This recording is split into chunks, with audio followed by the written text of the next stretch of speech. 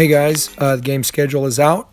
The first games of the league are on January 7th, but our first game is actually on the 14th. All of these games are listed on TeamSnap, so have your parents check that out on the schedule. The games are all played in North Kansas City at the YMCA/Community Center. The purpose of this video is to go over the rules of our particular basketball league and also talk about some of the fouls and violations that occur in basketball to help give you a better understanding of what you can and cannot do. Our games will be two 20-minute halves, and the clock will continue to run the whole time except for the last 2 minutes when it will stop for dead ball situations like out of bounds or fouls. We have to check in with the scorekeeper anytime that we have substitutions. Some leagues, they don't call all the fouls, but ours they're going to because we're in the advanced league. After 7 team fouls, the other team is going to get a one-on-one shot, which means they'll get 1 free throw, and if they make it, they'll get a second. After 10, they will get 2 shots no matter what. Defense can only be played from half court on, so we can't do a thing called a full court press. And if we do, then they're going to assess us technical foul, which will result in free throws for the other team. The rest of this list goes over the consequences that will be given for violations that occur. You can read through this list and we'll talk about it a little bit. Just make sure your parents and grandparents know that there is no chirping allowed from the bench or the spectator area. I did just find out that we're going to play on 9-foot rims instead of 9.5.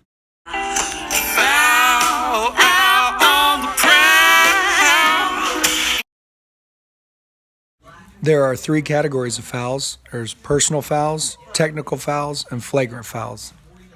Personal fouls occur when one player does something illegal to another player, namely the ball handler. These include hitting, pushing, slapping, holding, and illegal picks. Hitting is when you extend your arms as a defender and make contact with the body of the ball handler or dribbler. Pushing is just what it sounds like. Slapping is the motion of swiping at the ball and contacting the dribbler's hand or arm.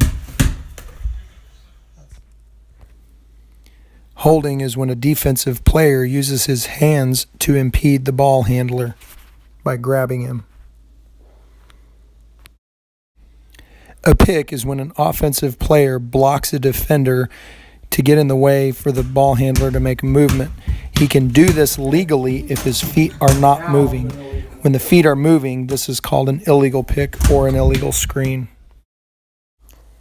A shooting foul occurs when you hit, slap, or push a player when they're in the act of shooting.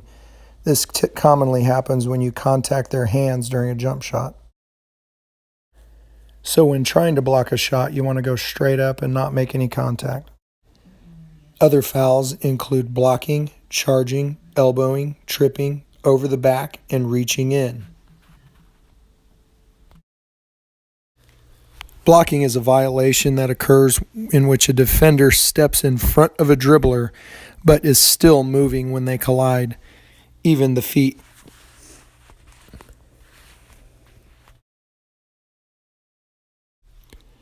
Charging is an offensive foul that occurs when the ball carrier rushes into a non-moving defender.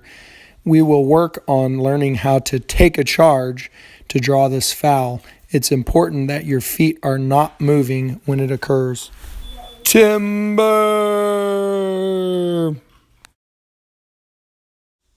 Wait for it.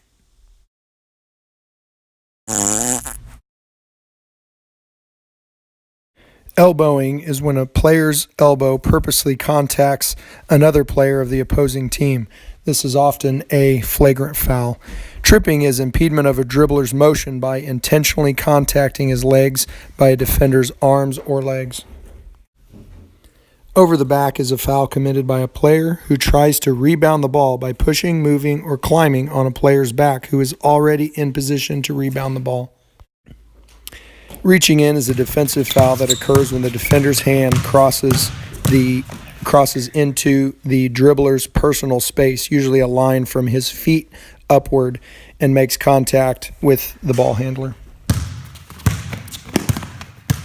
Flagrant fouls and technical fouls are two groups of fouls that I don't expect that we are going to need to worry about. At least you better not. If we get any flagrant or technical fouls, then the consequences that I give you and that your parents give you will be worse than what the referees give you. Flagrant fouls are any of the other fouls that occur while you're being really mean. So if you push somebody really hard, or you slap them or hit them or trip them in any way that is deemed on purpose and very mean, then we're going to get a flagrant foul and they'll get to shoot some extra shots. A technical foul is related to bad behavior or sportsmanship. It's considered the worst of the fouls because they are always completely unnecessary. So if a technical foul is called on a player or a coach, then the other team will get some extra shots. So these are two groups of fouls that we need to avoid. Another technical foul would be making a video while driving a car. But fortunately, I am sitting still. No foul.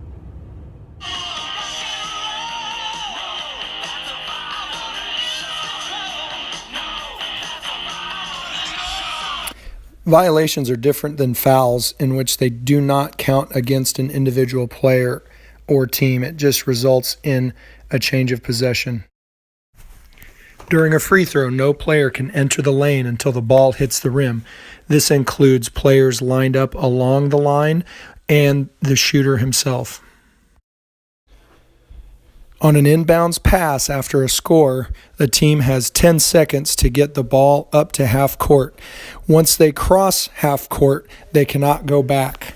Goaltending is when a defender tries to block a shot and knocks it out of the air after it has reached its maximal height and is going down toward the basket. It also is goaltending if you put your hand through the basket, through the net, and knock it out that way too. Carrying is when you dribble and you lift the ball with your palm up and hold it like a cup of soup and then dribble again. Traveling is when you take more than 2 steps without dribbling. A bad jump stop can also be a travel. When a player receives a pass and begins dribbling, he cannot stop dribbling and touch the ball with both hands and then begin dribbling again. Notice here how the dribbler picks up the ball with both hands and then starts dribbling again. That's a violation called a double dribble. It's very common in youth basketball and will result in a turnover. Another violation that we didn't talk about is called the 3-second violation. When we're on offense, you can't be in the lane for more than 3 seconds. That's actually high school, college, NBA. Ours is going to be 5 seconds, so it'll be called a 5-second violation. Also, once we throw the ball in, we've got to get up to half court within 5 or 10 seconds. I can't remember. It's not going to be a problem, though, because there's not going to be a full court press. So, in a nutshell, that is all the rules of basketball that we need to worry about for the upcoming season. Watch this video a couple, 2, 3, 4 times and watch those examples and try to understand those so that we can get better faster.